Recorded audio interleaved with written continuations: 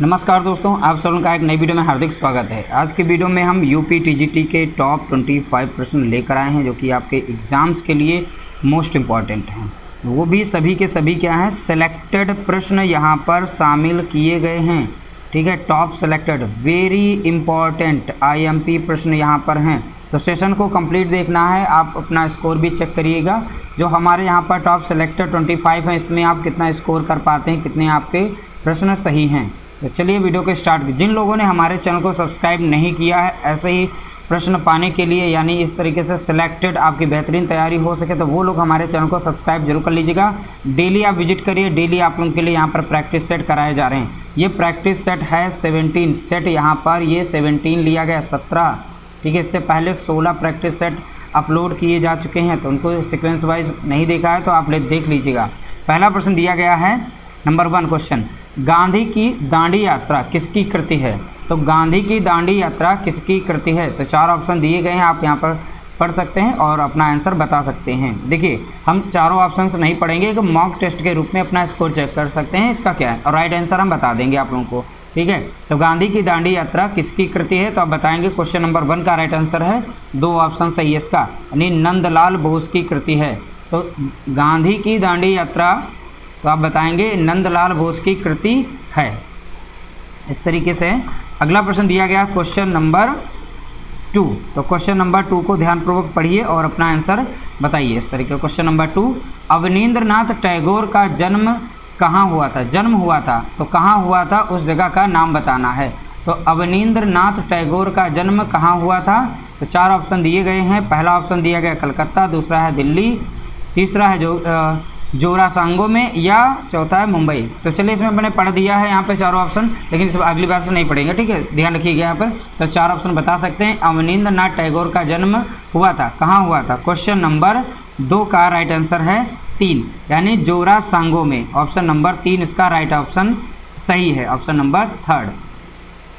Question number अगला है question number 3, Ram किंकर बैज के गुरु थे। तो राम किंकर बैज के गुरु का नाम बताना है। तो राम किंकर बैज के गुरु कौन थे, उनका नाम क्या है? Question number 3। तो क्वेश्चन नंबर 3 का राइट आंसर आप लोग बताएं, इसका राइट आंसर क्या होगा? इसका राइट आंसर है ऑप्शन नंबर 2, नंदलाल बोस जो हैं ये राम किंकर बैज के गुरु थे। ठीक है, राम किंकर बैज के क्या थे? यहाँ पर गुरु थे। ठीक है, गुरु याद रखिएगा, गुरु। अगला प्रश्न दिया गया question number 4, modern Indian painting के लेखक हैं। तो मॉडर्न इंडियन पेंटिंग के लेखक कौन हैं? ठीक है, तो क्वेश्चन नंबर 4 का राइट आंसर क्या होगा? क्वेश्चन नंबर 4 का राइट आंसर है ऑप्शन नंबर 3, करेक्ट आंसर है PR रामचंद्र राव। ठीक है, PR रामचंद्र राव इसका correct answer, option number 3 correct answer है। अगला प्रश्न दिया गया क्वेश्चन नंबर 5, कागज पर जल रंग चित्र, ठीक है, मिसिंग नोट के चित्रकार। तो याद रखिएगा यहाँ पर क्या, मिसिंग नोट के चित्रकार हैं। तो कागज पर जल रंग चित्र, ठीक है, मिसिंग नोट के चित्रकार कौन हैं? तो क्वेश्चन नंबर 5 का राइट आंसर बताना है। क्वेश्चन नंबर 5 का राइट आंसर है ऑप्शन नंबर 3।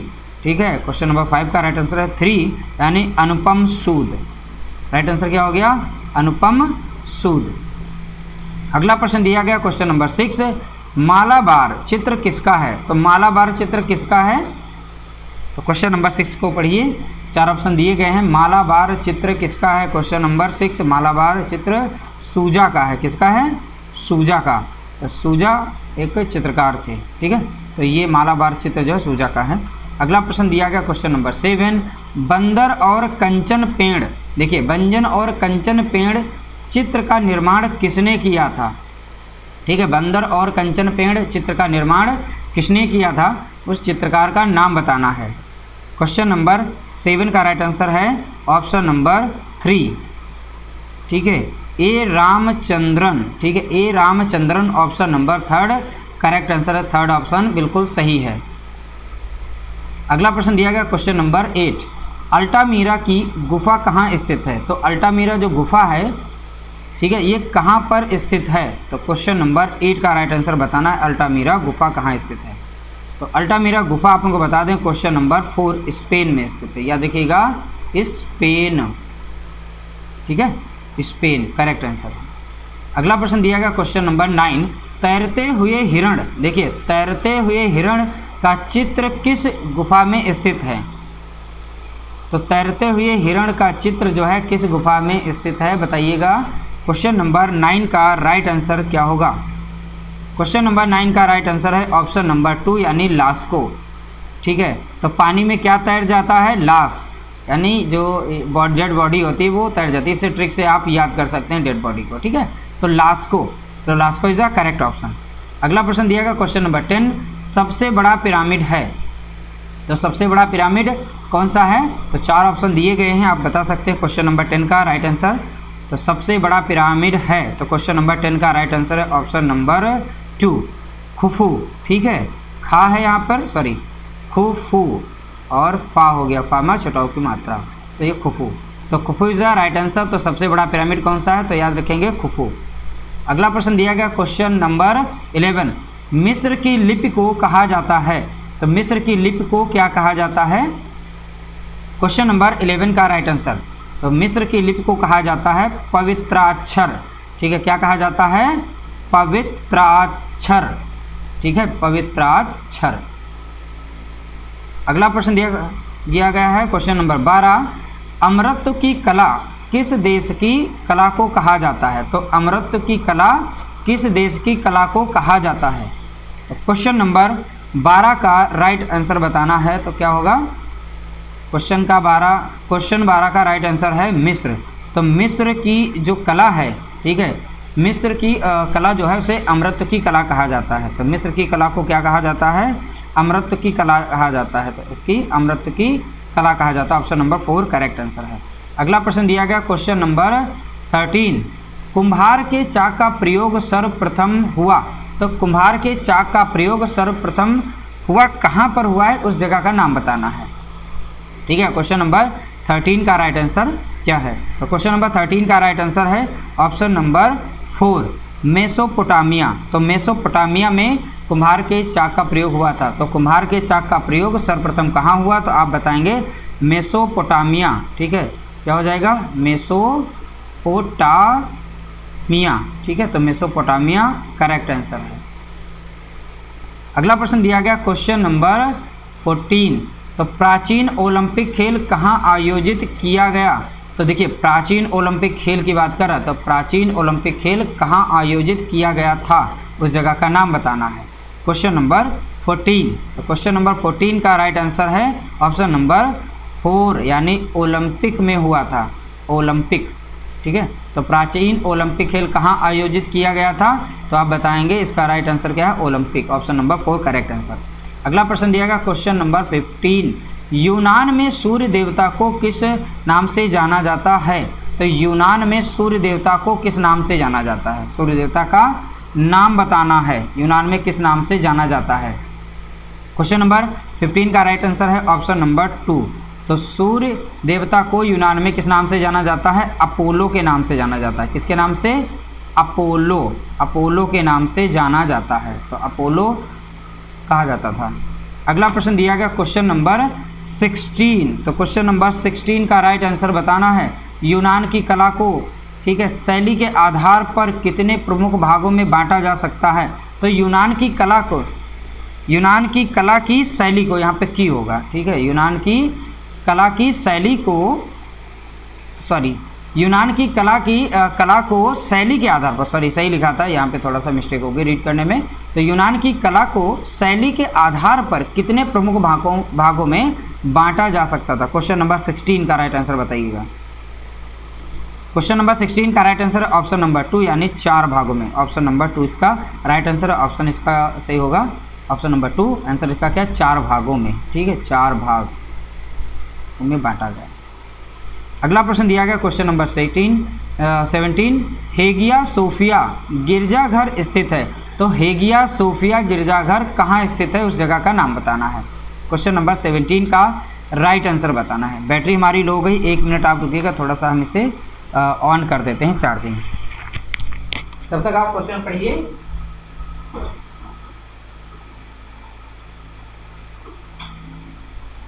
क्वेश्चन आप लोग पढ़िए, रीड करिए, इसका आंसर बताइए क्या होगा। हेगिया सोफिया गिरजाघर, ठीक है, गिरजाघर स्थित कहाँ पर स्थित? क्वेश्चन नंबर 17 का राइट आंसर दिया गया ऑप्शन नंबर 3 यानी इस्तांबुल, ठीक है, इस्तांबुल करेक्ट ऑप्शन दिया गया है, ठीक है। हेगिया सोफिया गिरजाघर स्थित है इस्तांबुल में। अगला प्रश्न दिया गया क्वेश्चन नंबर 18, गोथिल शैली का आरंभ किस देश में हुआ? तो गोथिल जो शैली है, ठीक है, गोथिल शैली इसका आरंभ किस देश में हुआ? तो गोथिल शैली का आरंभ बताना किस देश में हुआ? क्वेश्चन नंबर 18 का राइट आंसर है ऑप्शन नंबर 4 यानी फ्रांस में आरंभ हुआ था। फ्रांस इसका राइट आंसर है। तो गोथिल शैली का आरंभ कहाँ हुआ?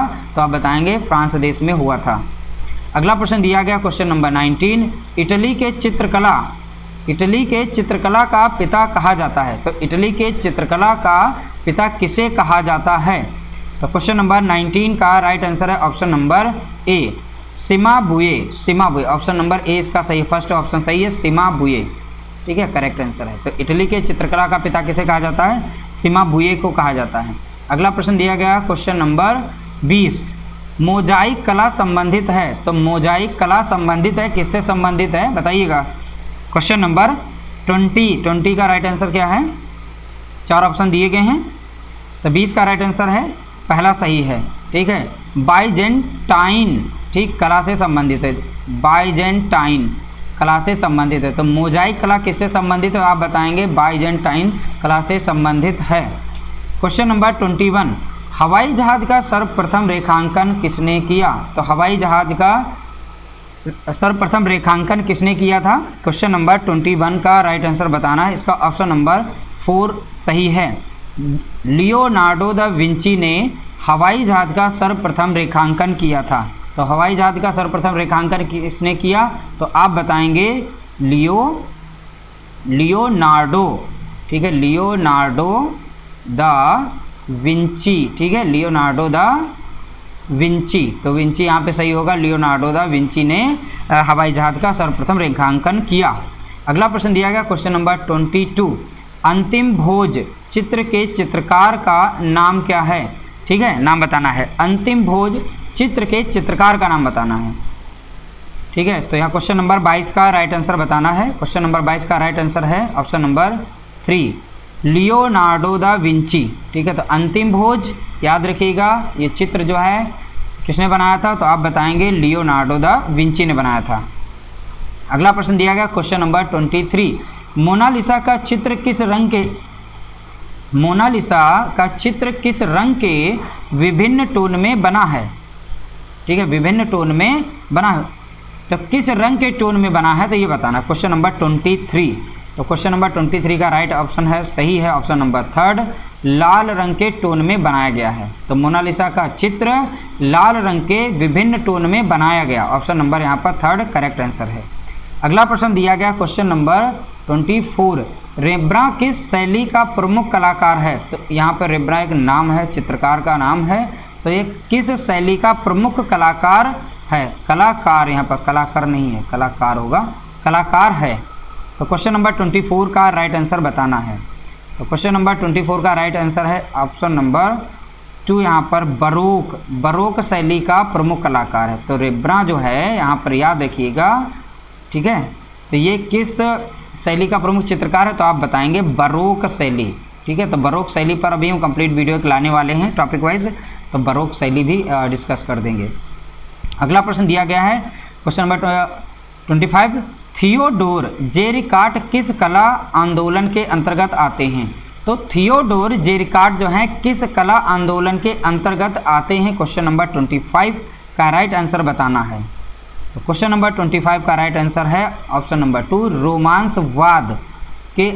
रोमांसवाद आंदोलन के अंतर्गत आते हैं। तो याद रखिएगा रोमांसवाद। इस तरीके से हमने टॉप 25 प्रश्न जो हैं सॉल्व करा दिए हैं। आपका स्कोर क्या रहा है, आप 25 में कितने गेन करते हैं कमेंट करके बता सकते हैं। जिन लोगों ने हमारे चैनल को सब्सक्राइब नहीं किया है तसक्राइब कर लें, ठीक है। और वीडियो को लाइक नहीं किया तो लाइक कर दीजिएगा, चैनल को सब्सक्राइब नहीं किया सब्सक्राइब कर लीजिएगा, दोस्तों को भी शेयर कर दीजिएगा ताकि आप लोगों को तक जो है वीडियो और दोस्तों तक अन्य लोग भी जान सकें कि अच्छा नोट्स दिया जा रहा है, ठीक है। मिलते हैं एक नई वीडियो के साथ, तब तक के लिए नमस्कार, जय हिंद, जय भारत।